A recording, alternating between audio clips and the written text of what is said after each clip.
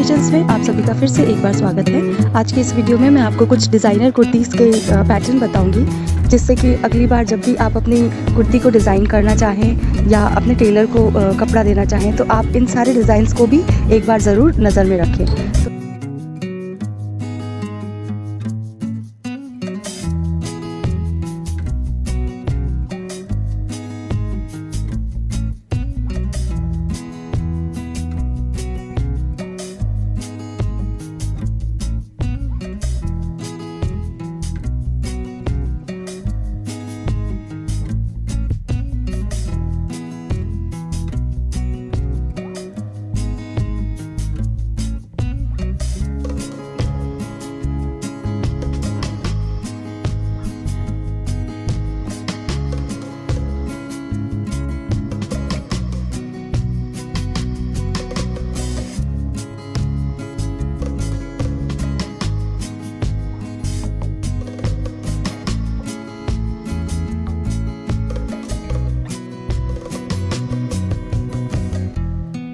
तो फ्रेंड्स, कैसे लगे आज के डिज़ाइंस? आई होप आपको पसंद आए होंगे।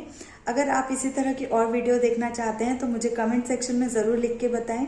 और अगर आज की वीडियो आपको अच्छी लगे तो इसे लाइक ज़रूर कर दीजिएगा, अपने फ्रेंड के साथ भी ज़रूर शेयर कीजिए और चैनल को सब्सक्राइब करना मत भूलिए।